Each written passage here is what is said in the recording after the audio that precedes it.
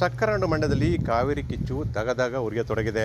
ಸಿಎಂಆರ್ಸಿ ಕಾವೇರಿ ನೀರು ಬಿಡಲು ಆದೇಶ ಮಾಡಿದ ಹಿನ್ನೆಲೆಯಲ್ಲಿ ವಿವಿಧ ಸಂಘಟನೆಗಳು ಹೋರಾಟ ಮಾಡಿದ್ದಾವೆ. ಸಂಜೆ ವೃತ್ತದಲ್ಲಿ ಒಂದು ಕಡೆ ರೈತರಿಂದ ಪ್ರತಿಭಟನೆ ನಡೆದರೆ ಮತ್ತೊಂದು ಕಡೆ ಬಿಜೆಪಿ ಕಾರ್ಯಕರ್ತರಿಂದ ಉರುಳುಕಾಯಿ ಚಳವಳಿ ನಡೆಯಿತು. ನೀರು ಬಿಡಲು ಆದೇಶ ಮಾಡಿದ ಸಿಡಬ್ಲ್ಯೂಆರ್ಸಿ ವಿರುದ್ಧ ರೈತರು ಆಕ್ರೋಶ ವ್ಯಕ್ತಪಡಿಸಿದರು.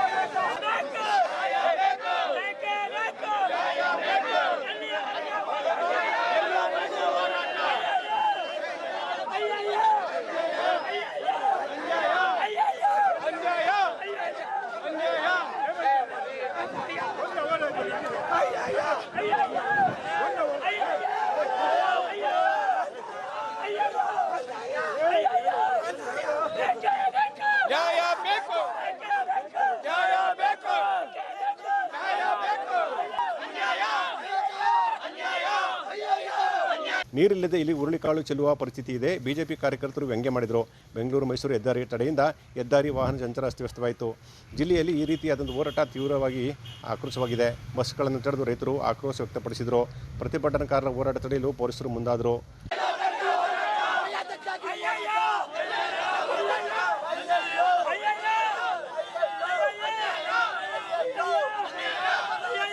ಈ ದೇಶದ ಸಿಡಬ್ಲ್ಯೂಆರ್ಸಿ ಸಮಿತಿ 3,500 ಕ್ಯೂಸೆಕ್ಸ್ ನೀರನ್ನು ಕರ್ನಾಟಕದ ಅಣೆಕಟ್ಟಿನಿಂದ ತಮಿಳುನಾಡಿಗೆ ಹರಿಸಬೇಕು ಅಂತ ಆದೇಶ ಮಾಡಿದೆ. ಈ ಆದೇಶದಿಂದ ಕಾವೇರಿ ಕೊಳ್ಳದ ರೈತರಿಗೆ ಮತ್ತು ಸಾರ್ವಜನಿಕರಿಗೆ ವಿಷ ಉಣ್ಣಿಸ್ದಂಗಾಗಿದೆ. ಇದು ಇಂಥ ಬರಗಾಲದಲ್ಲಿ ನಮ್ಮ ಬೆಳೆಗಳೇ ಒಣಗಿವೆ, ವರ್ಷದ ಬೆಳೆಗಳೇ ಒಣಗಿವೆ, ಬೆಳೆಗಳಿಗೆ ನೀರಿಲ್ಲ. ನೀರು ಇಲ್ಲದೇ ಇರೋದ್ರಿಂದ ಈ ಆದೇಶ ಮಳೆನೇ ಬೀಳದೇ ಇರತಕ್ಕಂಥ ಸಂದರ್ಭದಲ್ಲಿ ಈ ಆದೇಶ ಈ ಭಾಗದ ರೈತರಿಗೆ ಮರಣಶಾಸನವನ್ನು ಬರೆದಂಗೆ ಕೂಡಲೇ ಎಲ್ಲರೂ ಯಾರು ಸಾರ್ವಜನಿಕರ ಪರವಾಗಿ ರೈತರ ಪರವಾಗಿ ಮೈಸೂರು ಭಾಗದ MP, ಮಂಡ್ಯ MP, ಕಾವೇರಿ ಕೊಳ್ಳದ ಎಲ್ಲ MPಗಳು ಮತ್ತು ಶಾಸಕರು ಈ ಒಂದು ವಿಚಾರವಾಗಿ ಧ್ವನಿ ಎತ್ತಿ ನೀರನ್ನು ಉಳಿಸೋ ನಿಟ್ಟಲ್ಲಿ ಕ್ರಮ ವಹಿಸಬೇಕೆಂದು ಒತ್ತಾಯ ಮಾಡ್ತಾ ಇದ್ದೇವೆ. ಇದೇ ಸಂದರ್ಭದಲ್ಲಿ ಕಾವೇರಿ ಹೋರಾಟಕ್ಕೆ ಪೊಲೀಸರು ಅಡ್ಡಿಪಡಿಸಿದರು. ರಸ್ತೆ ತಡೆ ಮಾಡುತ್ತಿದ್ದ ಹೋರಾಟಗಾರರನ್ನ ತೆರವು ಮಾಡಿದರು. ಬಲವಂತವಾಗಿ ಪ್ರತಿಭಟನಾಕಾರರನ್ನ ಪೊಲೀಸರು ಒತ್ತೊಯ್ದರು. ರಸ್ತೆ ತಡೆ ಮಾಡುತ್ತಿದ್ದವರನ್ನ ತೆರವುಗೊಳಿಸಿ ಸುಗಮ ಸಂಚಾರಕ್ಕೆ ಅನುವು ಮಾಡಿಕೊಟ್ರು. ಈ ವೇಳೆ ಪೊಲೀಸರ ಜೊತೆ ಪ್ರತಿಭಟನಾಕಾರರು ವಾಗ್ವಾದ ಕೂಡ ನಡೆಸಿದರು. ಮಂಡ್ಯ ಜಿಲ್ಲೆಯ ಮದ್ದೂರು ತಾಲೂಕಿನಲ್ಲೂ ಕೂಡ ಕಾವೇರಿ ಕಿಚ್ಚು ತೀವ್ರಗೊಂಡಿದೆ. ತಮಿಳುನಾಡಿಗೆ ಕಾವೇರಿ ನೀರು ಹರಿಸಲು ಸಿಎಂಆರ್ಸಿ ಆದೇಶದ ಹಿನ್ನೆಲೆಯಲ್ಲಿ ಆದೇಶ ಖಂಡಿಸಿ ಮದ್ದೂರಿನಲ್ಲೂ ಹೋರಾಟ ತೀವ್ರಗೊಳ್ತು. ಬೆಂಗಳೂರು ಮೈಸೂರು ಹೆದ್ದಾರಿಯ ಪ್ರವಾಸಿ ಮಂದಿರ ವೃತ್ತದಲ್ಲಿ ಹೋರಾಟ ನಡೆಯಿತು. ರೈತ ಸಂಘದ ಮತ್ತೊಂದು ಪ್ರತಿಭಟನೆ, ಪ್ರಾಣ ಬಿಟ್ಟೆವು ನೀರು ಬಿಡಲ್ಲ ಅಂತ ಘೋಷಣೆ ಕೂಗಲಾಯಿತು. ರೈತ ಸಂಘದ ತಾಲೂಕು ಅಧ್ಯಕ್ಷ ಶಂಕರೇಗೌಡರ ನೇತೃತ್ವದಲ್ಲಿ ಪ್ರತಿಭಟನೆ ನಡೆಯಿತು. ತಮಿಳುನಾಡಿಗೆ ನೀರು ಹರಿಸಲು ಆದೇಶ ನೀಡಿದ ಸಿಡಬ್ಲ್ಯೂಆರ್ಸಿ ವಿರುದ್ಧ ಘೋಷಣೆ ಕೂಗಿ ಅಸಮಾಧಾನ ವ್ಯಕ್ತವಾಯಿತು.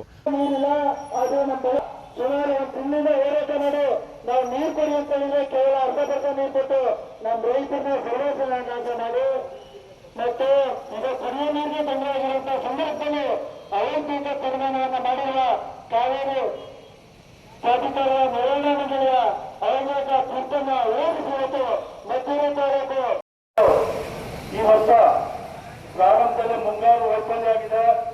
ಆ ಮುಂಗಾರು ವೈಫಲ್ಯದ ಕಾರಣ ಇವತ್ತು ಇಲ್ಲಿವರೆಗೂ ಮಳೆ ಇದೆ. ಕರ್ನಾಟಕದಲ್ಲಿರ್ತಕ್ಕಂಥ ಯಾವುದೇ ಜಲಾಶಯಗಳು ಇದುವರೆಗೆ ತುಂಬಿಲ್ಲ. ಯಾವುದೋ ಒಂದು ತುಂಗಾ ಜಲಾಶಯ ಅಂತ ಒಂದು ಬಿಟ್ರೆ ಇನ್ನು ಇಡೀ ಕರ್ನಾಟಕದಲ್ಲಿ ಏನು ಇಡೀ ದೇಶದಲ್ಲೇ ಬರಗಾಲ ಆಗಿರೋದ್ರಿಂದ ಯಾವುದೇ ನದಿ ಜಲಾಶಯಗಳು ತುಂಬದೇ ಇರೋದ ಕಾರಣ ಇವತ್ತು ನಾವು ಸಾಕಷ್ಟು ಬಿಕ್ಕಟ್ಟಿನ ಪರಿಸ್ಥಿತಿನಲ್ಲಿದ್ದೀವಿ. ಯಾವುದೇ ಕೃಷಿ ಚಟುವಟಿಕೆಗಳು ಪ್ರಾರಂಭ ಮಾಡಲಿಕ್ಕಾಗಿಲ್ಲ.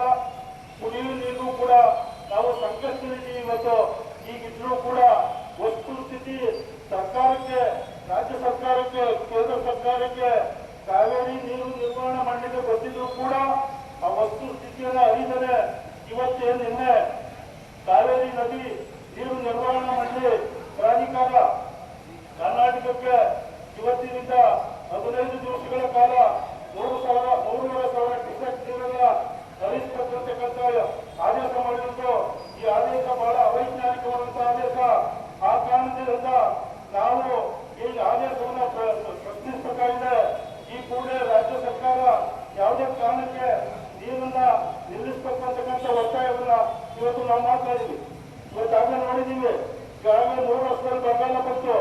3 ವರ್ಷದ ನಂತರ ಈಗ ಮತ್ತೆ ಬರಗಾಲ ಬಂತು. ರೈತರು ಯಾವ ಸದಾ ಜೀವನ ಸಾಗಿಸೋದಕ್ಕಂಥದ್ದು ನಮ್ಗೆ ಅರ್ಥ ಆಗ್ತಾ ಇಲ್ಲ.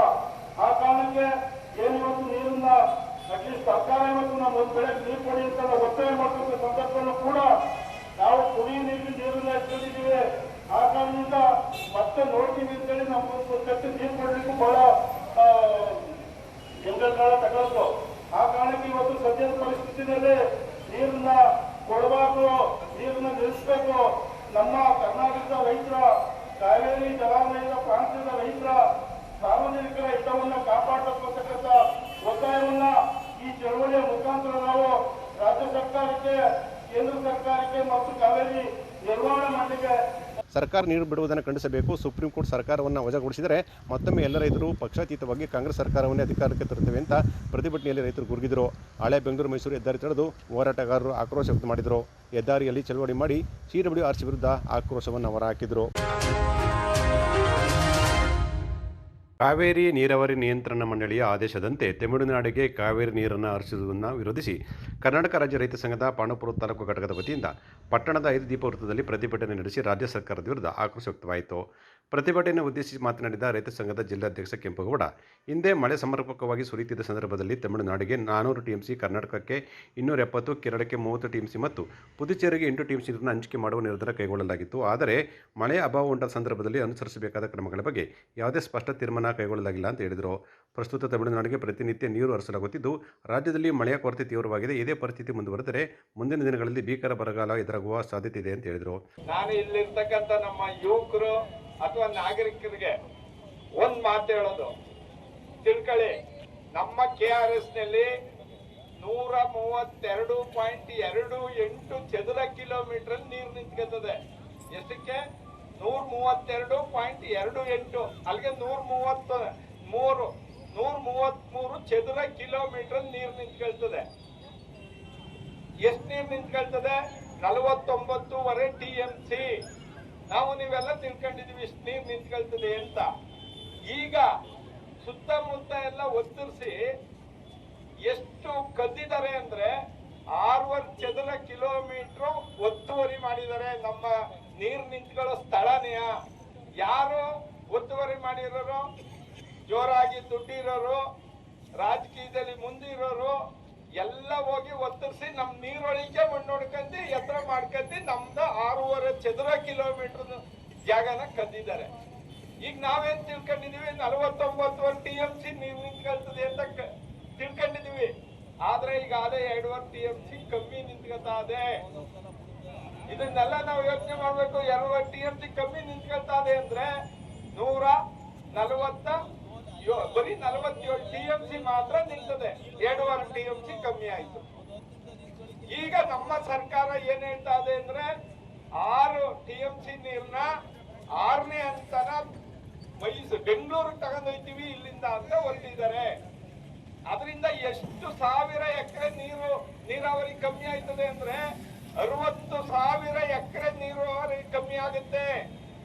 6 TMCನೇ ತಗೊಂಡೋದ್ರೆ ಜಾಸ್ತಿ ತಗೊಂಡ್ರೆ 70-75,000 ಎಕರೆ ನೀರು ಕಮ್ಮಿ ಆಗುತ್ತೆ, ನೀರಾವರಿ ಕಮ್ಮಿ ಆಗುತ್ತೆ. ಇದನ್ನೆಲ್ಲ ನಾವು ಯೋಚನೆ ಮಾಡ್ಬೇಕು. ಯಾಕೆಂದ್ರೆ ನಮ್ಮ ಹಿರಿಕರು ಯಾವಾಗ್ಲೂ ಹೇಳ್ತಿದ್ರು ಎತ್ತಿತ್ತು ಅಂದ್ರೆ ಕೊಡಕ್ ಕಟ್ಟಪ್ಪ ಅಂತ. ತಾಲೂಕು ಅಧ್ಯಕ್ಷ ವೈಪು ಮಂಜುನಾಥ್ ಮಾತನಾಡಿ, ಕಾವೇರಿ ನೀರಾವರಿ ಪ್ರಾಧಿಕಾರದ ಸಲಹಾ ಸಮಿತಿಯು ಪ್ರತಿನಿತ್ಯ 3,500 ಕ್ಯೂಸೆಕ್ ನೀರನ್ನು 15 ದಿನಗಳ ಕಾಲ ತಮಿಳುನಾಡಿಗೆ ಹರಿಸುವಂತೆ ನೀಡುವ ಆದೇಶ ಅವೈಜ್ಞಾನಿಕ ಅಂತ ಹೇಳಿದರು. ಇವತ್ತು ಕಾವೇರಿ ಜಲನಯನ ಪ್ರದೇಶದಲ್ಲಿ ಮಳೆ ಬರದೇನೆ ಇರೋದ್ರಿಂದ ಇಷ್ಟೊತ್ತಾಗ್ಲೇ ನಾವು ಮುಂಗಾರು ಬಿತ್ತನೆಗಳನ್ನೆಲ್ಲ ಮಾಡಿ ನಾಟಿ ಸಮಯ ಬರ್ಬೇಕಾಗಿತ್ತು. ಆದ್ರೂ ಕೂಡ ನಮ್ಮ ಏನು ಈ ಭಾಗದಲ್ಲಿ ಒಣಗ್ತಿರ್ತಕ್ಕಂಥ ಬೆಳೆಗಳ ರಕ್ಷಣೆಗೋಸ್ಕರ ನಾವು ಹೋರಾಟವನ್ನ ಮಾಡಿ ಈ ಕಳೆದ ಒಂದು 10-12 ದಿನಗಳ ಹಿಂದೆ ನಮ್ಮ ಕಾಲುವೆಗಳಿಗೆ ನೀರು ಬಿಡಿಸ್ಕೊಂಡಿದೆ. ಆದ್ರೆ ಇವತ್ತು ಸಾಕಷ್ಟು ರೈತರು ಸಂಕಷ್ಟದಲ್ಲಿದ್ದಾರೆ. ಅವ್ರು ಬೆಳೆದಂತ ಬೆಳೆಗಳು 50%ಕ್ಕೂ ಹೆಚ್ಚು ನಷ್ಟವನ್ನ ಅನುಭವಿಸಿರ್ತಕ್ಕಂಥದ್ದು ನಮ್ಗೆಲ್ರಿಗೂ ಗೊತ್ತಿರ್ತಕ್ಕಂಥ ವಿಚಾರ. ಆದ್ರೂ ಕೂಡ ಈ ಒಂದು ನಿರ್ಧಾರವನ್ನ ತಗೊಂಡಿರ್ತಕ್ಕಂಥ CRCW ನೆರೆಯನ್ನ ಖಂಡಿಸಿ ಇವತ್ತು ನಾವು ಇಲ್ಲಿ ಪಾಂಡವಪುರ ತಾಲೂಕು ವ್ಯಾಪ್ತಿನಲ್ಲಿ ಒಂದು ಪ್ರತಿಭಟನೆಯನ್ನ ಮಾಡ್ತಾ ಇದ್ದೀವಿ. ಅದೇ ರೀತಿ ಏನು ಈ ಕಾವೇರಿ ಅಚ್ಚುಕಟ್ಟು ವ್ಯಾಪ್ತಿನಲ್ಲಿ ಇರ್ತಕ್ಕಂಥ ಕುಡಿಯ ನೀರಿಗೆ 8 ಜಿಲ್ಲೆಗಳು ಅವಲಂಬಿತವಾಗಿವೆ. ಆ 8 ಜಿಲ್ಲೆಗಳಿಗೆ ನಾವೆಲ್ಲರೂ ಕೂಡ ಏನು ಇವಾಗ ಡ್ಯಾಮ್ ನಲ್ಲಿ ಇರ್ತಕ್ಕಂಥದ್ದು ಕೇವಲ 8 TMC ಬಳಕೆಗೆ ಆಗಿರ್ತಕ್ಕಂಥ ನೀರು. ಅದರಲ್ಲಿ 4 TMC ನೀರನ್ನ ಬಿಟ್ರೆ ಇನ್ನು 4 TMC ನೀರಿನಲ್ಲಿ ಇನ್ನೂ 1 ವರ್ಷಗಳ ಕಾಲ ನಿರ್ವಹಣೆ ಮಾಡತಕ್ಕಂಥದ್ದು ಬಹಳ ಕಷ್ಟ ಆಗ್ತದೆ. ಆ ನಿಟ್ಟಿನಲ್ಲಿ ರಾಜ್ಯ ಸರ್ಕಾರನೂ ಕೂಡ ಒಂದು ದೃಢವಾದ ನಿರ್ಧಾರವನ್ನ ತೆಗೆದುಕೊಳ್ಬೇಕು. ಇಲ್ಲಾಂದ್ರೆ ಪ್ರತಿಭಟನೆಯಲ್ಲಿ ಅಶೋಕ್, ಕೆನ್ನಾಳು ನಾಗರಾಜು, ವಿಜಯಕುಮಾರ್, ಶಿವಕುಮಾರ್, ಸಂತೋಷ್ ಸೇರಿದಂತೆ ಅನೇಕ ಮುಖಂಡರು ಮತ್ತು ಕಾರ್ಯಕರ್ತರು ಪಾಲ್ಗೊಂಡಿದ್ದರು. ಸಕ್ಕರನಾಡು ಮಂಡ್ಯದಲ್ಲಿ ಕಾವೇರಿ ಕಿಚ್ಚು ಹೆಚ್ಚಾಗಿದೆ. ತಮಿಳುನಾಡಿಗೆ ಕಾವೇರಿ ನೀರು ಹರಿಸಲು CMRC ಆದೇಶದ ಹಿನ್ನೆಲೆಯಲ್ಲಿ ಆದೇಶ ಖಂಡಿಸಿ ಮಂಡ್ಯದಲ್ಲಿ ಹೋರಾಟ ತೀವ್ರಗೊಂಡಿದೆ. ಮಂಡ್ಯದ ಸಂಜೆ ವೃತ್ತದಲ್ಲಿ ಬೃಹತ್ ಹೋರಾಟ ನಡೆಯಿತು. ಕನ್ನಡ ರಕ್ಷಣಾ ವೇದಿಕೆ ವತಿಯಿಂದ ಬೃಹತ್ ಪ್ರತಿಭಟನೆ ನಡೆಯಿತು. ತಲೆ ಮೇಲೆ ಕಲ್ಲು ಒತ್ತಿ ಖಾಲಿ ಕೊಡ ಒಣಗಿದ ಕಬ್ಬು ಹಿಡಿದು ಕರವೇ ಕಾರ್ಯಕರ್ತರು ಆಕ್ರೋಶ ವ್ಯಕ್ತಪಡಿಸಿದರು. ಪ್ರಾಣ ಬಿಟ್ಟರೂ ನೀರು ಬಿಡಲ್ಲ ಅಂತ ಘೋಷಣೆ ಕೂಗಿದರು. ಕರವೇ ಜಿಲ್ಲಾಧ್ಯಕ್ಷ ವೇಣು ನೇತೃತ್ವದಲ್ಲಿ ಹೋರಾಟ ನಡೆಯಿತು.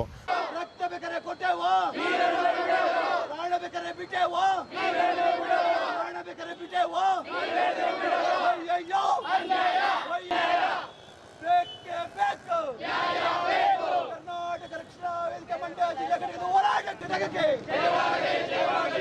ನಾರಾಯಣ ಗೌಡರಿಗೆ ರೈತ ಪರ ಹೋರಾಟ, ರೈತರ ಮೇಲೆ ಪದೇ ಪದೇ ದೌರ್ಜನ್ಯ ಮಾಡ್ತಕ್ಕಂಥ ಪಕ್ಷ ರಾಜ್ಯ ಸರ್ಕಾರಕ್ಕೆ ರೈತರ ಮೇಲೆ ಮತ್ತಿದ್ದರಂತ ಸರ್ಕಾರ ಒಂದೇ ಸರ್ಕಾರ, ಕಾನೂನಂತೆ ಕಾನೂನು, ಅಯ್ಯಯ್ಯೋ ರೈತರಿಗೆ. ತಮಿಳುನಾಡಿಗೆ ನೀರು ಹರಿಸಲು ಆದೇಶ ನೀಡಿದ CMRC ವಿರುದ್ಧ ಘೋಷಣೆ ಕೂಗಿದರು. ಒಣಗೋಯ್ತು ಕಬ್ಬೆಲ್ಲ ಒಣಗೋಯ್ತು ಅಂತ ಗೋಳಾಡಿದರು. ಹಳೆ ಬೆಂಗಳೂರು ಮೈಸೂರು ಹೆದ್ದಾರಿ ತಡೆದು ಹೋರಾಟಗಾರರು ಆಕ್ರೋಶ ವ್ಯಕ್ತಪಡಿಸಿದರು. ಹೆದ್ದಾರಿಯಲ್ಲಿ ಅರಬೆತ್ತಲೆ ಚಳವಳಿ ಮಾಡಿ ಅಸಮಾಧಾನ ಹೊರಹಾಕಿದರು. ರಸ್ತೆಯಲ್ಲಿ ಇದೇ ಸಂದರ್ಭದಲ್ಲಿ ಹೋರಾಟಗಾರರು ಗೋಳಾಟವನ್ನು ವ್ಯಕ್ತಪಡಿಸಿದರು.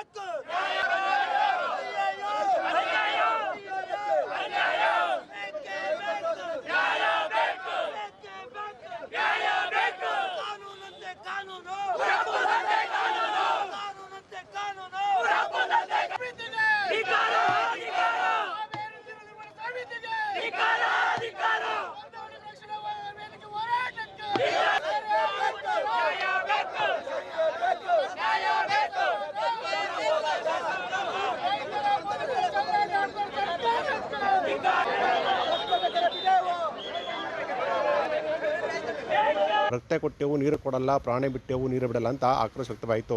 ರಾಜ್ಯದಾದ್ಯಂತ ಉಗ್ರ ಹೋರಾಟದ ಎಚ್ಚರಿಕೆ ವ್ಯಕ್ತವಾಯಿತು. ನಮ್ಮಲ್ಲಿ ಕುಡಿಯುವ ನೀರಿಲ್ಲ, ತಮಿಳುನಾಡಿಗೆ ನೀರು ಹೇಗೆ ಕೊಡೋದು ಅಂತ ಅವರು ತಮ್ಮ ಅಸಹಾಯಕತೆಯನ್ನು ಹೊರಹಾಕಿದರು.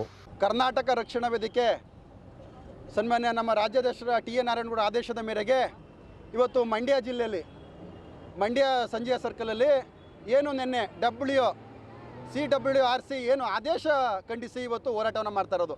ಏನು ಪ್ರತಿದಿನ 3,500 ಕ್ಯೂಸೆಸ್ಸು 15 ದಿನಗಳ ಕಾಲ ಹರಿಸಬೇಕು, ಸುಮಾರು 4.5 TMC ನೀರು ತಮಿಳುನಾಡಿಗೆ ಹರಿಸಬೇಕು ಅಂತೇಳಿ ನೆನ್ನೆ ತಮಿಳುನಾಡರ ಏಜೆಂಟರ ರೀತಿ ಆದೇಶವನ್ನು ಮಾಡಿದೆ. ನಮಗೆ ಹಲವಾರು ವರ್ಷಗಳಿಂದ ಒಂದು ಯಕ್ಷ ಪ್ರಶ್ನೆ ಕಾಣ್ತಾ ಇದೆ. ಏನು ಬರೀ CWRCಯಲ್ಲಿ ಬರೀ ತಮಿಳುನಾಡು ಅಧಿಕಾರಿಗಳು ರಾಜಕಾರಣಿಗಳು ಮಾತ್ರ ಸೇರಿದಾರಾ? ಕರ್ನಾಟಕದ ರಾಜಕಾರಣಿಗಳು ಕರ್ನಾಟಕ ಅಧಿಕಾರಿಗಳು ಯಾರೂ ಇಲ್ವಾ? ಹಲವಾರು ವರ್ಷಗಳಿಂದ ಯಾವಾಗ ಆದೇಶ ಬಂದ್ರೂ ಬರೀ ತಮಿಳುನಾಡು ಪರನೇ ಬರ್ತಾ ಇದೆ. ಇಲ್ಲಿಯ ವಾಸ್ತವಾಂಶ ಅರ್ಥ ಮಾಡ್ಕೊಳ್ಳೋದು ಯಾರಿಗೂ ಕಾಣ್ತಾ ಇಲ್ವಾ? ಇವತ್ತು ಕಾವೇರಿ ಕೊಳ್ಳದ ರೈತರು, ಅದರಲ್ಲೂ ಕಾವೇರಿ ಅಚ್ಚುಕಟ್ಟು ಪ್ರದೇಶ ಸಂಪೂರ್ಣ ಬರದಿಂದ ಒಣಗಿದೆ. ಸಂಪೂರ್ಣ ಈ ಅಚ್ಚುಕಟ್ಟು ಪ್ರದೇಶ ಗ್ರಾಮೀಣ ಪ್ರದೇಶಗಳು ಕುಡಿಯೋಕ್ಕೆ ನೀರಿಲ್ಲ, ಬೋರ್ವೆಲ್ಗಳಲ್ಲಿ ನೀರು ಬರ್ತಾ ಇಲ್ಲ, ಕೆರೆ ಕಟ್ಟೆಗಳಲ್ಲಿ ನೀರಿಲ್ಲ. ಇವತ್ತು ಪರಿಸ್ಥಿತಿಯನ್ನು ಅರ್ಥ ಮಾಡಿಸಿ, ಅಧಿಕಾರಿಗಳಿಗೆ ಅರ್ಥ ಮಾಡಿಸಿ, ಅಲ್ಲಿಯನ್ನು ಸಮಿತಿಯವ್ರಿಗೆ CWRC ಸಮಿತಿಯವ್ರಿಗೆ ಅರ್ಥ ಮಾಡಿಸಿ, ಅವ್ರಿಗೆ ಅರ್ಥ ಮಾಡಿಸುವಂಥದ್ದನ್ನ ಇಲ್ಲಿಯ ರಾಜಕಾರಣಿಗಳು, ಇಲ್ಲಿ ಅಧಿಕಾರಿಗಳು ಮಾಡಲಿಲ್ವಾ ಅನ್ನೋದು ಒಂದು ಪ್ರಶ್ನೆ. ಏನು ಮಾಡ್ತಾಯಿದ್ರು ಅಷ್ಟು ದಿನದಿಂದ? ಪ್ರತಿದಿನ ನೋಡ್ತಾ ಇದ್ದೀವಿ. ಅಲ್ಲೇ ಸುಮಾರು ಕಾವೇರಿ ಚಳುವಳಿ, ಕಾವೇರಿ ಹೋಟೆಲ್ ರೈತರಿಗೆ ನೀರಿಲ್ಲ, ಬೆಳೆಗಳಿಗೆ ನೀರಿಲ್ಲ ಅಂತೇಳಿ ಸುಮಾರು ಆಲ್ರೆಡಿ ಒಂದೂವರೆ ತಿಂಗಳಿಂದ ಹೋರಾಟಗಳು ನಿರಂತರ ನಡೀತಾ ಇದೆ ಮಂಡ್ಯ ಜಿಲ್ಲೆಯಲ್ಲಿ. ಅಂಥದ್ರಲ್ಲೂ ಸಹ, ಅಂಥ ಪರಿಸ್ಥಿತಿಯಲ್ಲೂ ಸಹ ಇವತ್ತು ಈ ಆದೇಶವನ್ನು ಕೊಡ್ತಾರೆ ಅಂತಂದರೆ ಎಲ್ಲಿಗೆ ಹೋಗಿ ನಿಂತಿದೆ ವ್ಯವಸ್ಥೆ? ಮಾನ್ಯ ಮುಖ್ಯಮಂತ್ರಿಗಳು ಏನು ಮಾಡ್ತಾ ಇದ್ದಾರೆ? ಕರ್ನಾಟಕದ ರಾಜ್ಯದ ಏನು ಮಾಡ್ತಾರೆ?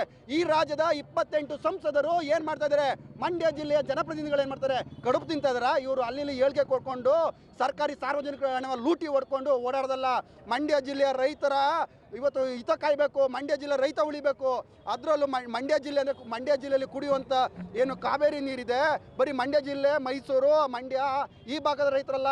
ಇವತ್ತು ಬೆಂಗಳೂರಲ್ಲಿ 1.5 ಕೋಟಿಗೂ ಹೆಚ್ಚು ಜನ ಕಾವೇರಿ ನೀರು ಕುಡಿತಾ ಇದ್ದಾರೆ. ಬೆಂಗಳೂರಲ್ಲಿ ಇರುವಂಥ ಜನ ದಂಗೆ ಹೇಳಬೇಕು. ಇವತ್ತೇನಾರ ತಮಿಳ್ನಾಡಿಗೆ ನೀರು ಹರಿಸಿದ್ರೆ ನಮ್ಮ ಇರೋದು 12 TMC ನೀರು. ಇವತ್ತೇನಾರ ನಮ್ಮ ನದಿ ಇರೋದು ಡ್ಯಾಮಲ್ಲಿ 12 TMC ನೀರಲ್ಲಿ ಕುಡಿಯೋಕ್ಕೆ 1 ತಿಂಗಳು 3 TMC ನೀರು ಬೇಕು ಅಂತ ಹೇಳ್ತಾ ಇದ್ದಾರೆ. ಜೊತೆಗೆ 4 TMC ನೀರನ್ನು ಅವ್ರಿಗೆ ಹೊರಿಸಿದ್ರೆ ನಮ್ಗೆ ಉಳ್ಕೊಳ್ಳೋದು 4 TMC ನೀರು. ಮುಂದಿನ ಕತೆ ಏನು? ಮುಂದಿನ ಇವತ್ತು ಮಳೆ ಪ್ರತಿದಿನ ನೋಡ್ತಾ ಇದ್ದೀವಿ. ಎಲ್ಲೂ ನಮ್ಮ ಜಿಲ್ಲೆಯಲ್ಲಿ ಒಂದು ತೊಟ್ಟು ಹನಿ ಬೀಳ್ತಾ ಇಲ್ಲ. ಕಾವೇರಿ ಕೊಳ್ಳದಲ್ಲಿ ಎಲ್ಲೂ ಮಳೆ ಬರ್ತಾ ಇಲ್ಲ. ಆ ಪರಿಸ್ಥಿತಿ ಇದೆ. ಏನಾದ್ರು ಸರ್ಕಾರ ಏನಾದ್ರು ನೀರು ಹರಿಸಿದ್ರೆ, ಈಗ ಆಲ್ರೆಡಿ ನೆನ್ನೆಯಿಂದ ಹೇಳ್ತಾ ಇದ್ದಾರೆ, ಅಲ್ಲಿ ಸುತ್ತಮುತ್ತ ರೈತರು ಹೇಳ್ತಾ ಇದ್ದಾರೆ ಸ್ವಲ್ಪ ನೀರು ಹಾಲೆ ಹರಿಸೋಕ್ಕೆ ಪ್ರಯತ್ನ ಮಾಡ್ತಾ ಇದ್ದಾರೆ, ನೀರು ಹರಿಸ್ತಾ ಇದ್ದಾರೆ ಅಂತ. ಏನಾರು ನೀರು ಹರಿಸಿದ್ರೆ ರಾಜ್ಯ ಸರ್ಕಾರಕ್ಕೆ ಎಚ್ಚರಿಕೆ, ಕರ್ನಾಟಕ ರಾಷ್ಟ್ರಕ್ಕೆ ಎಚ್ಚರಿಕೆ ಕೊಡ್ತಾ ಇದ್ದೀವಿ. ರಾಜ್ಯಾದ್ಯಂತ ಬೃಹತ್ ಚಳುವಳಿಗೆ ರೆಡಿ ಆಯ್ತೀವಿ. ಮಂಡ್ಯ ಜಿಲ್ಲೆಯಲ್ಲಂತೂ ಸುಮ್ಮನೆ ಇಡೋದಿಲ್ಲ. ಕ್ಯಾರೆಸ್ ಮುತ್ಕೆ ಹಾಕೋದಿರ್ಬೋದು, ಬೃಹತ್ ಚಳುವಳಿಗೆ ಏನೇ ಬರಲಿ ಕರ್ನಾಟಕ ರಕ್ಷಣಾ ವೇದಿಕೆ ಯಾವುದೇ ಕಾರಣಕ್ಕೂ ನಾವು ಹೋರಾಟವನ್ನು ನಿಲ್ಲಿಸೋದಿಲ್ಲ. ಇವತ್ತು ಕೂಡಲೇ ಇವತ್ತು ಏನು ಮಂಡ್ಯ ಜಿಲ್ಲೆಯಲ್ಲಿ ಬರೀ ಕಾವೇರಿ ನೀರು ಜೊತೆಗೆ 3 ತಾಲೂಕಿಗೆ ಎಮ್ಮೆ ನೀರು ಹರಿಬೇಕು. ಕೇರ್ಪಡೆ ಇರ್ಬೋದು, ಪಾಂಡುಪುರ ಇರ್ಬೋದು, ನಾಮಂಗಲ ಇರ್ಬೋದು, ಅಲ್ಲೂ ಸಹ ಕೆರೆ ಕಟ್ಟೆಗಳಲ್ಲಿ ನೀರಿಲ್ಲ. ಅಲ್ಲೂ ಸಹ ದನಕರುಗಳಿಗೆ ನೀರಿಲ್ಲ, ಕುಡಿಯೋಕ್ಕೆ ನೀರಿಲ್ಲ. ಈ ವ್ಯವಸ್ಥೆ ಆಗಿದೆ. ಕೂಡಲೇ ಏನಾರು ರಾಜ್ಯ ಸರ್ಕಾರ ಎಚ್ಚರಿಕೆ ಮಾಡಿಕೊಂಡು ಯಾವುದೇ ಕಾರಣಕ್ಕೂ ನೀರು ಹರಿಸ್ಬಾರ್ದು. ನಾಲೆಗಳಿಗೆ ಇರುವಂಥದ್ದನ್ನ ಕೆರೆ ಕಟ್ಟೆಗಳಿಗೆ ನೀರು ತುಂಬಿಸ್ಬೇಕು ಅಂತೇಳಿ ನಾವು ಕರ್ನಾಟಕ ರಾಷ್ಟ್ರದಿಂದ ಇವತ್ತು ಚಳುವಳಿಯನ್ನು ಮಾಡ್ತಾ ಇರೋದು. ಮದ್ದೂರು ತಾಲೂಕಿನ ಕೊಪ್ಪ ಗ್ರಾಮದ ಬಸ್ ನಿಲ್ದಾಣದ ಬಳಿ ಜೆಡಿಎಸ್ ಹಾಗೂ ಪ್ರಗತಿಪರ ಸಂಘಟನೆಗಳಿಂದ ದಿವಂಗತ ಚೆನ್ನಮ್ಮರವರಿಗೆ ವಿಧಾನ ಪರಿಷತ್ ಸದಸ್ಯ ವಿವೇಕಾನಂದ ಅವರ ನೇತೃತ್ವದಲ್ಲಿ ಶ್ರದ್ಧಾಂಜಲಿ ಸಭೆ ಯಶಸ್ವಿಯಾಗಿ ನಡೆಯಿತು. ಮಾಜಿ ಪ್ರಧಾನಿ ದೇವೇಗೌಡರ ಧರ್ಮಪತ್ನಿ ಚೆನ್ನಮ್ಮರವರ ಭಾವಚಿತ್ರಕ್ಕೆ ಪುಷ್ಪನಮನ ಸಲ್ಲಿಸಿ ಗಣ್ಯರು ಶ್ರದ್ಧಾಂಜಲಿ ಅರ್ಪಿಸಿದರು. ಬಳಿಕ ಮಾತನಾಡಿದ ಅವರು, ನಾನು ವಿಧಾನ ಪರಿಷತ್ ಸ್ಪರ್ಧಿಸುವ ಸಂದರ್ಭದಲ್ಲಿ ಬಿ ಫಾರಂ ನೀಡಿ ಗೆದ್ದು ಬಾ ಮಗನೆ ಅಂತ 2 ಬಾರಿ ಆಶೀರ್ವಾದ ಮಾಡಿದರು.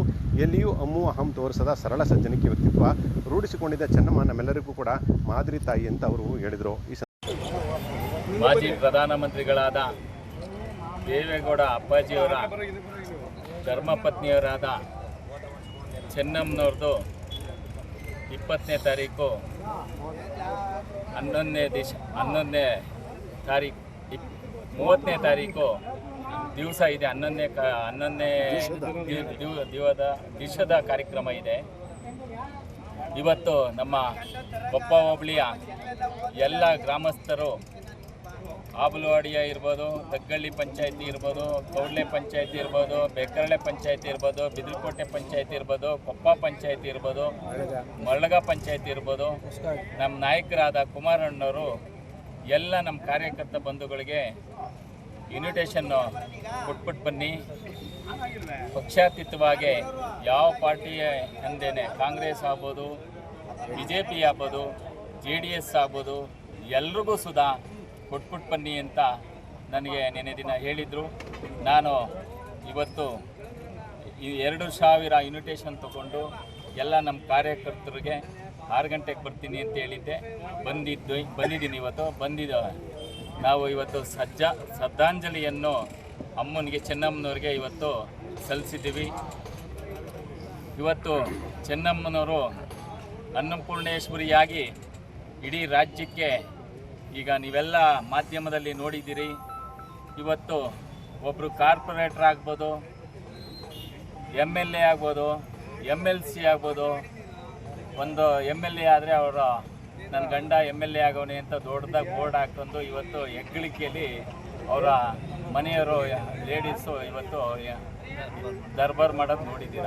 ನಮ್ಮ ಚೆನ್ನಮ್ಮನವರು, ನಮ್ಮ ನಾಯಕರಾದ ದೇವೇಗೌಡ ಅಪ್ಪಾಜಿಯವರು MLA ಆಗಿ, ಮಂತ್ರಿಗಳಾಗಿ, ಮುಖ್ಯಮಂತ್ರಿಗಳಾಗಿ, ಪ್ರಧಾನಮಂತ್ರಿಗಳಾಗಿ ಎಲ್ಲ ಹುದ್ದೆಯನ್ನು ಅವರು ಅನುಭವಿಸಿ ರಾಜ್ಯ ನೋಡೋಂಗೆ, ದೇಶ ನೋಡೋಂಗೆ ಫುಲ್ ಆದ್ರೂ ಚೆನ್ನಮ್ಮನವರು ಎಲ್ಲೂ ಒಂದು ಹೇಳಿಕೆ ಕೊಡದೆಯಾ ತಾಯಿ ಅನ್ನಪೂರ್ಣೇಶ್ವರಿ ಥರ ಬಂದು. ಸಂದರ್ಭದಲ್ಲಿ ಜಿಲ್ಲಾ ಉಪಾಧ್ಯಕ್ಷರಾದಂಥ ಪ್ರದೀಪ್, ಮುಖಂಡರಾದ ರವಿಕುಮಾರ್, ಸುರೇಶ್, ಸತೀಶ್ ಸೇರಿದಂತೆ ಅನೇಕ ಕಾರ್ಯಕರ್ತರು ಮತ್ತು ಮುಖಂಡರು ಹಾಜರಿದ್ದರು.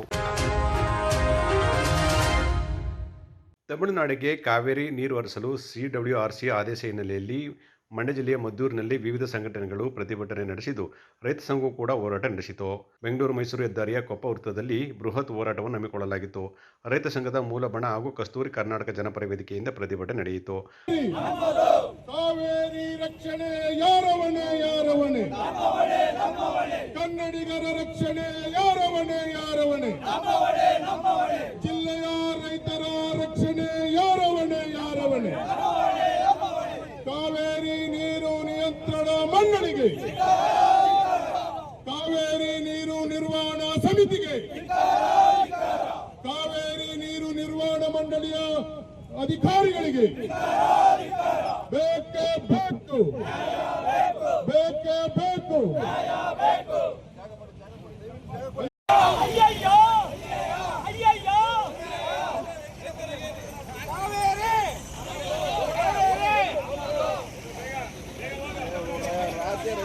ಮೂಲ ಬಣ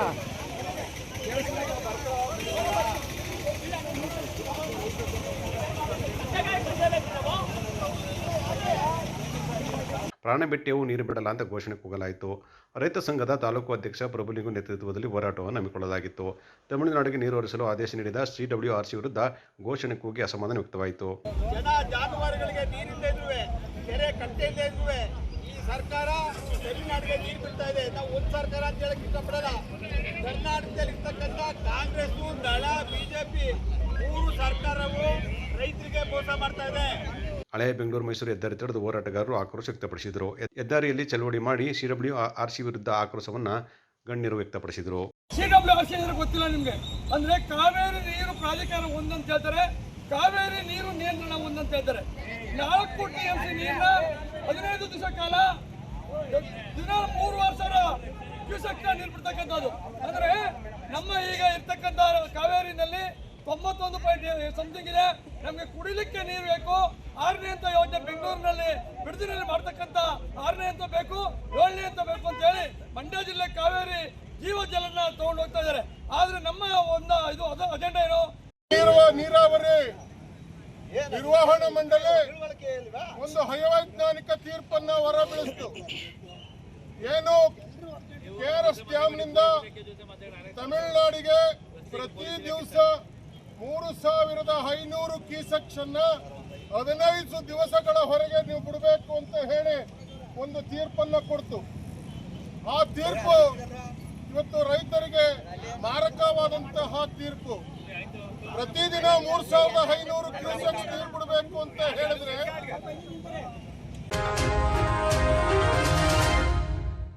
association of alliance club international ಸಂಸ್ಥೆ ವತಿಯಿಂದ ಅಲಯನ್ಸ್ ಗ್ರೀನ್ ಅವಾರ್ಡ್ ಚಿತ್ರಕಲಾ ಸ್ಪರ್ಧೆಯನ್ನು ಜುಲೈ 31 ಶುಕ್ರವಾರ ಮಂಡ್ಯದ ಕಾವೇರಿ ಉದ್ಯಾನವನದಲ್ಲಿ ಹಮ್ಮಿಕೊಂಡಿರುವುದಾಗಿ ಸಂಸ್ಥೆಯ ಉಪಾಧ್ಯಕ್ಷರಾದ KT ಹನುಮಂತು ತಿಳಿಸಿದರು. ಸುದ್ದಿಗಾರರೊಂದಿಗೆ ಮಾತನಾಡಿದವರು, ನಮ್ಮ ಭವಿಷ್ಯಕ್ಕಾಗಿ ಪ್ರಕೃತಿಯಿಂದ ಸ್ಫೂರ್ತಿ ಎಂಬ ವಿಷಯ ಆಧಾರಿತದಲ್ಲಿ ಸ್ಥಳದಲ್ಲಿ ಚಿತ್ರ ಬಿಡಿಸುವ ಸ್ಪರ್ಧೆ ಹಮ್ಮಿಕೊಳ್ಳುವುದಾಗಿ ಹೇಳಿದರು. ಕಾರ್ಯಕ್ರಮದ ಪ್ರಮುಖ ಆಕರ್ಷಣೆಯಾಗಿ ಶಾಲಾ ಹಂತದಲ್ಲೇ ಮಕ್ಕಳಿಗೆ ಪರಿಸರ ಜಾಗೃತಿ ಮೂಡಿಸುವ ಸಲುವಾಗಿ ಚಿತ್ರಕಲಾ ಸ್ಪರ್ಧೆಯನ್ನು ಹಮ್ಮಿಕೊಳ್ಳಲಾಗಿದೆ. 5ನೇ ತರಗತಿಯಿಂದ 10ನೇ ತರಗತಿಯವರೆಗೆ ಶಾಲೆಗಳಲ್ಲಿ ಪ್ರಸ್ತುತ ವರ್ಷ ಅಭ್ಯಾಸ ಮಾಡುತ್ತಿರುವ ವಿದ್ಯಾರ್ಥಿಗಳು ಸ್ಪರ್ಧೆಯಲ್ಲಿ ಭಾಗವಹಿಸಬಹುದು ಅಂತ ಹೇಳಿದರು. ಸ್ಪರ್ಧೆಗೆ ಡ್ರಾಯಿಂಗ್ ಶೀಟನ್ನು ಸಂಘಟಕರು ನೀಡಲಿದ್ದು, ಬಣ್ಣ ಮತ್ತು ಪರಿಕರಗಳನ್ನು ಸ್ಪರ್ಧೆಗಳಿಗೆ ತರಬೇಕು. ಚಿತ್ರಕಲಾ ಸ್ಪರ್ಧೆಯು ಬೆಳಗ್ಗೆ 11ರಿಂದ ಮಧ್ಯಾಹ್ನ 1 ಗಂಟೆಯವರೆಗೆ ನಡೆಯಲಿದ್ದು, ಬಹುಮಾನ ವಿತರಣಾ ಕಾರ್ಯಕ್ರಮವು ಮಧ್ಯಾಹ್ನ 2:30ಕ್ಕೆ ಸ್ಪರ್ಧೆ ನಡೆಯುವ ಸ್ಥಳದಲ್ಲೇ ನೆರವೇರಲಿದೆ ಅಂತ ಹೇಳಿದರು. ಸ್ಪರ್ಧೆಯಲ್ಲಿ ಮೊದಲನೇ ಬಹುಮಾನವಾಗಿ 3,000, ಎರಡನೇ ಬಹುಮಾನ 2,000, ಮೂರನೇ ಬಹುಮಾನ 1,000 ಹಾಗೂ 4 ಸಮಾಧಾನ ಬಹುಮಾನ ನೀಡಿ 500 ರೂಪಾಯಿ ನೀಡಲಾಗುವುದು. ಇಲ್ಲಿ ಆಯ್ಕೆಯಾದ ಅತ್ಯುತ್ತಮ ಚಿತ್ರಗಳನ್ನು ಇಂಟರ್ನ್ಯಾಷನಲ್ ಮಟ್ಟದ ಸ್ಪರ್ಧೆಗೆ ಕಳುಹಿಸಲಾಗುವುದು. ಅಲ್ಲಿ ಮೊದಲನೇ ಬಹುಮಾನ 50,000, ಎರಡನೇ ಬಹುಮಾನ 25 ಮತ್ತು ಮೂರನೇ ಬಹುಮಾನ 15,000 ಮತ್ತು 4 ಸಮಾಧಾನಕರ ಬಹುಮಾನ ಮತ್ತು ತಲಾ 5,000 ನೀಡಲಾಗುತ್ತದೆ. ಭಾಗವಹಿಸಿದ ಎಲ್ಲರಿಗೂ ಅಭಿನಂದನಾ ಪತ್ರ ನೀಡಲಾಗುವುದು ಅಂತ ಹೇಳಿದರು. ರಾಷ್ಟ್ರೀಯ ಸಂಸ್ಥೆ ಪ್ರಾರಂಭವಾಗಿ ಸುಮಾರು 19 ವರ್ಷಗಳಾಗಿದೆ. ಆದರೆ ನಮ್ಮ ಮಂಡ್ಯದಲ್ಲಿ 3 ವರ್ಷಗಳ ಹಿಂದೆ ಪ್ರಾರಂಭವಾದಂಥ ಅಂತಾರಾಷ್ಟ್ರೀಯ ಅಲಯನ್ಸ್ ಸಂಸ್ಥೆ ಜಿಲ್ಲೆ 268 ಎಸ್ ಭಾಳಷ್ಟು 3 ವರ್ಷಗಳಿಂದಲೂ ಕೂಡ ಸಮಾಜಮುಖಿಗಳನ್ನು ಹಮ್ಮಿಕೊಂಡು ಬರ್ತಾ ಇದೆ. ಈ ವರ್ಷ ಒಂದು ಪರಿಸರ ಜಾಗೃತಿಯನ್ನು ಚಿತ್ರಕಲೆ ಮುಖಾಂತರ ಮೂಡಿಸ್ಬೇಕು ಅಂತಕ್ಕಂಥದ್ದು. ಆ ಚಿತ್ರಕಲೆಯನ್ನು ಕೂಡ ಭಾಳ ಒಂದು ಪರಿಣಾಮಕಾರಿಯಾದಂಥ ಮಾಧ್ಯಮ. ಚಿತ್ರಕಲೆ ಮುಖಾಂತರ ಕೂಡ ನಾವು ಪರಿಸರ ಸಂರಕ್ಷಣೆ ಮಾಡ್ಬೋದು ಅಂತಕ್ಕಂಥದ್ದು. ಹಾಗಾಗಿ ಮಕ್ಕಳ ಮನಸ್ಸಿನಲ್ಲಿ ಚಿತ್ರಕಲೆಯ ಮುಖಾಂತರ ಒಂದು ಪರಿಸರ ಸಂರಕ್ಷಣೆ ಬಗ್ಗೆ ಅವರಿಗೆ ಒಂದು ಸಬ್ಜೆಕ್ಟನ್ನು ಕೊಟ್ಟು ನಾವು ಒಂದು ಚಿತ್ರಕಲೆ ಸ್ಪರ್ಧೆಯನ್ನು ನಮ್ಮ ಸಂಸ್ಥೆ ವತಿಯಿಂದ ಏರ್ಪಡಿಸಿದೆ.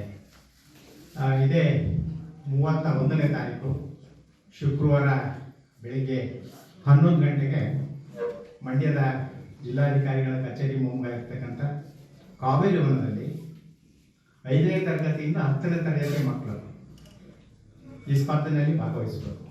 ಇದು ಅಲಯನ್ಸ್ ಗ್ರೀನ್ ಅವಾರ್ಡ್ ಅಂತೇಳಿ ಒಂದು ಈ ಸ್ಪರ್ಧೆ ಹೆಸರು. ಅದಕ್ಕೆ ನಾವು ಕೊಟ್ಟಿರ್ತಕ್ಕಂಥ ಸಬ್ಜೆಕ್ಟು ಕೂಡ inspired by nature for climate for our future ಅಂತ, ನಮ್ಮ ಭವಿಷ್ಯಕ್ಕಾಗಿ ಪ್ರಕೃತಿಯಿಂದ ಸ್ಫೂರ್ತಿ ಎಂಬಂಥ ಒಂದು ಥೀಮ್ ನಡಿಯಲ್ಲಿ ಇವತ್ತು ನಾವು ಒಂದು ಸ್ಪರ್ಧೆಗೆ ಒಂದು ಚಾಲನೆಯನ್ನು ಅವತ್ತು ಕೊಡ್ತಾ ಇದ್ದೇವೆ. ಪ್ರತಿ ವಿದ್ಯಾರ್ಥಿಗಳಿಗೂ ಕೂಡ ಒಂದು ಪ್ರಶಸ್ತಿ ಪತ್ರವನ್ನು ನೀಡ್ತಕ್ಕಂಥ ಕೆಲಸ ಮಾಡ್ತಾ ಇದ್ದೀವಿ. ಮತ್ತು ವಿದ್ಯಾರ್ಥಿಗಳಿಗೆ ಸ್ವಲ್ಪ ಮೋಟಿವೇಶನ್ ಆಗಲಿ ಅಂತೇಳಿ ಅವರಿಗೆ ಒಂದು ಹಣದ ರೂಪದಲ್ಲಿ ಮೊದಲನೇ ಬಹುಮಾನವನ್ನು 3,000, ಎರಡನೇ ಬಹುಮಾನ 2,000, ಮೂರನೇ ಬಹುಮಾನ 1,000 ಮತ್ತು 500 ರೂಪಾಯಿದ 4 ಬಹುಮಾನಗಳನ್ನು ನೀಡ್ತಕ್ಕಂಥ ಕೆಲಸ ಆಗ್ತಾ ಇದೆ.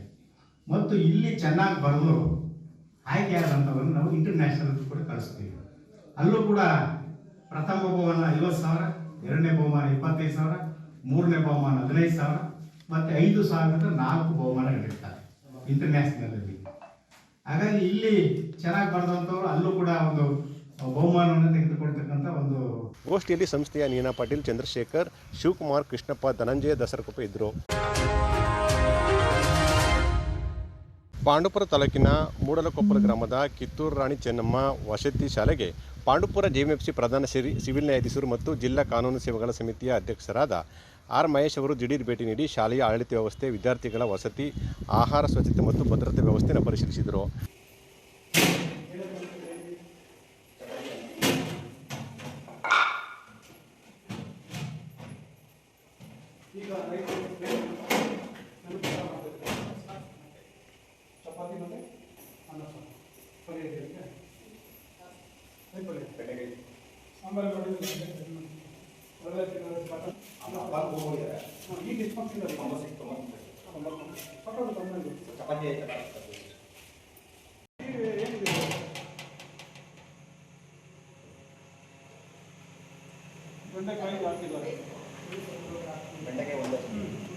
ಈಗ ಪಲ್ಯ ಇದೆ, ಮೆನು ಪ್ರಕಾರ ಪಲ್ಯ ಇದೆ.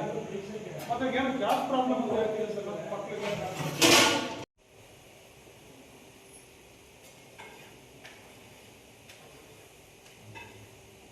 ಮೆನು ಪ್ರಕಾರ ಮಾಡ್ತಾ ಇದ್ದೀರಾ?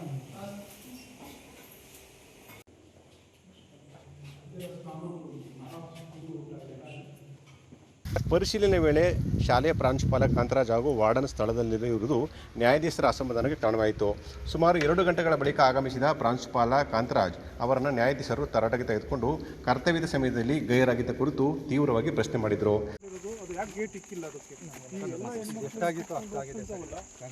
ಸೆಕ್ಯೂರಿಟಿ ಇಲ್ಲ ಅಂದ್ರೆ ಏನು ಅರ್ಥ ಹೇಳಿ?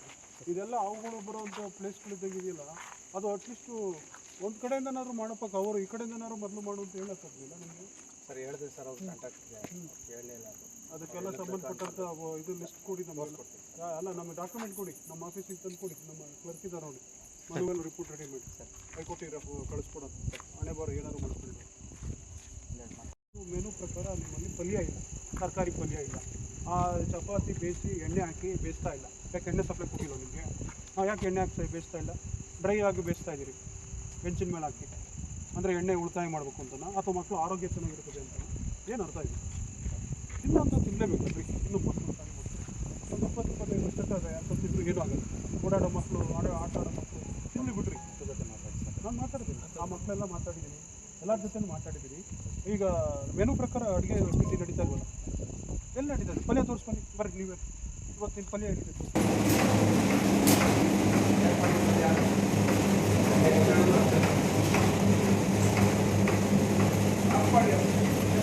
ನೀವು ಅದನ್ನು ಈಗ ಕೇಳೋದನ್ನ ನೀವು ಮೊದಲೇ ಮೆನು ಪ್ರಕಾರ ಮಾಡೋದು ಅವ್ರಿಗೆ ಇನ್ಸ್ಟ್ರಕ್ಷನ್ಸ್ ಕೊಟ್ಟಿದ್ರೆ ನಿಮ್ಮ ಆದೇಶ ಪಾಲನೆ ಮಾಡ್ತಾ ಇರಲಿಲ್ಲ ಅವರು.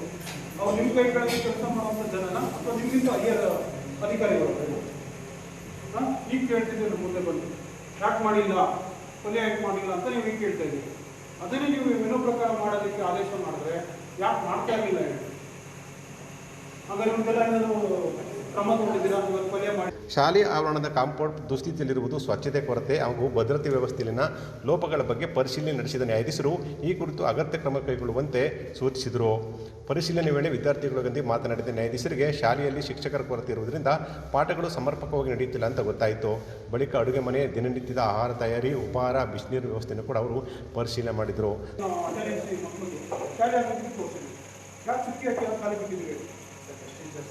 ಅವರು ತೊಂದರೆ ಅದೆಲ್ಲ ನೋಡಿದ್ದೀನಿ. ನಾನು ಗೆಸ್ಟ್ ಟೀಚರ್ಸ್ ನೋಡಿದ್ದೀನಿ, ಫ್ಯಾಕಲ್ಟಿ ನೋಡಿದ್ದೀನಿ, ಸ್ಟೂಡೆಂಟ್ಸ್ ನೋಡಿದ್ದೀನಿ. ಸ್ಟೂಡೆಂಟ್ಸು ಕೂಡ ಆಬ್ಸೆಂಟ್ ಇದ್ದಾರೆ. ಅವ್ರ ಬಗ್ಗೆ ಯಾವುದೇ ರೀತಿ ನೀವು ಮಾರ್ಕ್ ಮಾಡಿ, ಇಲ್ಲ ಆಬ್ಸೆಂಟ್ ಆಗ್ತದೆ, ಇಲ್ಲ ಪ್ರೆಸೆಂಟ್ ಆಗ್ತದೆ. ಚುಕ್ಕೆ ಇರೋದು ಅಂದರೆ ಏನಾಗ್ತಾ ಇದೆ? ಚುಕ್ಕೆಗೆ ಬೆಲೆ ಇದೆಯಾ? ಅದನ್ನೇನಂತ ಅರ್ಥ ಮಾಡ್ತೀನಿ ಹೇಳಿ. ಎಲ್ಲಿ ನಿಮ್ಮದು ಕರ್ಕೊಂಡ್ರಲ್ಲ ಇಲ್ಲಿ ತರಕಾರಿ ಒಂದು ಟೊಮೊಟೊ ಆಗಿದೆ, ನಾಳೆ ಬೆಳಗ್ಗೆ ಮತ್ತೆ ಮೆನು ರೆಡಿ ಇರುತ್ತೆ. ಇದು ಒಂದು ಆಪ್ಷನ್ ರೆಗ್ಯುಲರ್ ನಡೀತಾ ಏನು ದುಡ್ಡು ನಮ್ಮದೇ ದುಡ್ಡದು, ನಾವು ಟ್ಯಾಕ್ಸ್ ಕೊಡ್ತಾ ಇಲ್ಲ, ನಮ್ಮದೇ ದುಡ್ಡು. ಅದಂಗೆ ಫೋನ್ ಮಾಡ್ತೀರಿ ಹೇಳಿ. ಲಾಸ್ಟ್ ಟೈಮ್ ನಾವು ಬರೀ ಇದಕ್ಕೆ ಕಳಿಸ್ಬೋದು. ಹಾಂ, ಇವರು ಹೈಯರ್ ಆಫೀಸರ್ಸ್ಗೂ ಕಾಪಿ ಹೋಗ್ಬೇಕು ಸರಿ, ಮತ್ತು ನಮ್ಮ ಇದಕ್ಕೆ ಲೀಗಲ್ ಸರ್ವಿಸ್ ಅಥಾರಿಟಿಗೂ ಹೋಗ್ಬೇಕು ಸರಿ. ಸರ್ಕಾರದಿಂದ ಸಮರ್ಪಕ ಅನುದಾನ ಬಿಡುಗಡೆಯಾಗುತ್ತಿದ್ದರೂ ಅಡುಗೆ ಪದಾರ್ಥಗಳನ್ನು ಕಡಿಮೆ ಪ್ರಮಾಣದಲ್ಲಿ ಬಳಸಲಾಗುತ್ತಿದೆ ಎಂಬ ಆರೋಪಗಳು ಕೇಳಿಬಂದವು. ಈ ಸಂದರ್ಭದಲ್ಲಿ ಸುದ್ದಿಗಾರರೊಂದಿಗೆ ಮಾತನಾಡಿದ ನ್ಯಾಯಾಧೀಶರು, ನಾನು ನ್ಯಾಯಾಲಯದ ಕಲಾಪಗಳನ್ನು ಮುಗಿಸಿ ಸಂಜೆ 6:30ಕ್ಕೆ ವಸತಿ ಶಾಲೆಗೆ ಭೇಟಿ ನೀಡಿದೆ. ಆದರೆ ಪ್ರಾಂಶುಪಾಲರು ಮತ್ತು ವಾರ್ಡನ್ ಸ್ಥಳದಲ್ಲಿಲ್ಲ ಅಂತ ತಮ್ಮ ಅಸಮಾಧಾನವನ್ನು ಹೊರಹಾಕಿದರು. ಪರಿಶೀಲನೆ ವೇಳೆ ಸಹಕರಿಸಿದ ಪತ್ರಿಕೆ ಮಾಧ್ಯಮ ಪ್ರತಿನಿಧಿಗಳು ಹಾಗೂ ವಕೀಲರ ಸಂಘಕ್ಕೆ ಧನ್ಯವಾದ ತಿಳಿಸಿದರು. ಈ ಒಂದು ವಸತಿ ಶಾಲೆಗೆ ನಾವು ಭೇಟಿ ಕೊಟ್ಟಾಗ ನಾನು ನನ್ನ ನ್ಯಾಯಾಲಯದ ಕಲಾಪಗಳನ್ನು ಮುಗಿಸಿ 6:30 ನಾನು ಇಲ್ಲಿ ಬಂದಿದ್ದೀನಿ. ಇಲ್ಲಿ ಒಂದು ವ್ಯವಸ್ಥೆಗಳನ್ನು ನಾನು ಪರಿಶೀಲನೆ ಮಾಡೋಕ್ಕೆ ಬಂದಾಗ ಇಲ್ಲಿ ಪ್ರಾಂಶುಪಾಲರು ಇರಲಿಲ್ಲ, ವಾರ್ಡನವರು ಇಲ್ಲ. ನಾವು ಅವ್ರ ಬಗ್ಗೆ ವಿಚಾರಿಸಿದಾಗ ಇಲ್ಲಿದ್ದಂಥ ಟೀಚರ್ಸ್ ಬಗ್ಗೆ ಅವರು ಏನೋ ಕಾರಣಗಳನ್ನು ಕೊಟ್ಟು ಹೋಗಿ ಹೇಳಿದ್ದಾರೆ ಅಂತ ಹೇಳುತ್ತಿದ್ದಾರೆ. ಆದರೆ ನಾವು 7:20 ತನಕ ನಾವು ಹಾಸ್ಟೆಲಲ್ಲೇ ಉಳ್ಕೊಂಡ್ರೂ ಕೂಡ ಯಾವುದೇ ರೀತಿಯ ಅಧಿಕಾರಿಗಳು ಇಲ್ಲಿ ಬಂದು ನಮಗೆ ಸಹಕರಿಸಿಲ್ಲ. ನಾವು ಇಲ್ಲಿ ರಿಜಿಸ್ಟ್ರುಗಳನ್ನು ನೋಡಿದಾಗ ಕೆಲವು ಫ್ಯಾಕಲ್ಟಿ ಲೆಕ್ಚರ್ಸ್ ಏನಿದ್ದಾರೆ ಅಥವಾ ಟೀಚರ್ಸು ಅವರು ಬಂದು ಇಲ್ಲಿ ಪಾಠ ಮಾಡೋದಕ್ಕೆ ಬರದೇ ಇದ್ದರೂ ಕೂಡ ಅವರಿಗೆ ಪ್ರೆಸೆಂಟು ಆಬ್ಸೆಂಟು ಅಂತ ಹೇಳಿ ಬರೀದಾನೆ ಖಾಲಿ ಬಿಟ್ಟಿದ್ದಾರೆ. ಅವ್ರು ಇಲ್ಲಿ ಬಂದು ಪಾಠ ಮಾಡ್ತಿದ್ದಾರೆ ಅನ್ನೋದ್ರ ಬಗ್ಗೆಯೂ ಕೂಡ ನಮಗೆ ಅನುಮಾನ ಆಗಿದೆ. ಮತ್ತು ಕೆಲವು ಮಕ್ಕಳುಗಳು, ಕೆಲವು ಟೀಚರ್ಸು ಮಾಡುವಂಥ ಪಾಠಗಳು ಅರ್ಥ ಆಗ್ತಾಯಿಲ್ಲ, ಮತ್ತು ಸರಿಯಾಗಿ ಟೀಚರ್ಸ್ಗಳು ಇಲ್ಲಿ ಇಲ್ಲ ಅನ್ನೋದ್ರ ಬಗ್ಗೆಯೂ ಕೂಡ ಅವರು ಮುಕ್ತವಾಗಿ ನಮ್ಮ ಹತ್ರ ಮಾತಾಡಿದ್ದಾರೆ. ಇಲ್ಲಿ ನಾವು ಅಡುಗೆ ಕೋಣೆ ವೀಕ್ಷಣೆ ಮಾಡೋಕ್ಕೆ ಹೋದಾಗ ಅಡುಗೆ ಕೋಣೆ ವಾರ್ಡನ್ ಅವರು ಅಲ್ಲಿಲ್ಲ. ಅದಕ್ಕೆ ಸಂಬಂಧಪಟ್ಟಂಥ ಸ್ಟಾಕ್ ರಿಜಿಸ್ಟ್ರು ಮತ್ತು ಅಲ್ಲಿದ್ದಂಥ ಏನು ತರಕಾರಿ ಇದು ನೋಡೋಣ ಅಂದರೆ ಯಾರೂ ಸಹಕರಿಸಿಲ್ಲ. ಹಾಗಾಗಿ ನಾನು ಇದ್ರ ಬಗ್ಗೆ ಒಂದು ಸಮಗ್ರ ವರದಿ ತಯಾರಿಸಿ ಮಾನ್ಯ ಉಚ್ಚ ನ್ಯಾಯಾಲಯಕ್ಕೆ ಕಳಿಸ್ಕೊಡೋ ಒಂದು ಪ್ರಯತ್ನ ಮಾಡ್ತೀನಿ.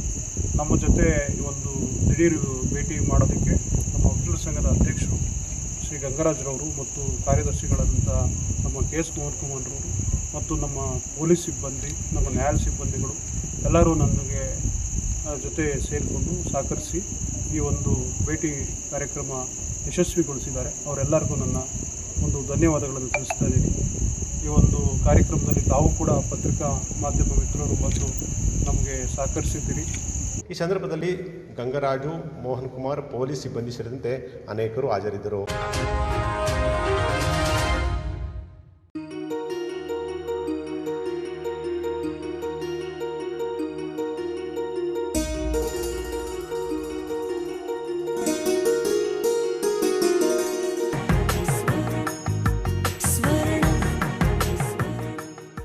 ಸ್ವರ್ಣ, ಇದು ಬಾಂಧವ್ಯಗಳ ಬೆಸುಗೆ,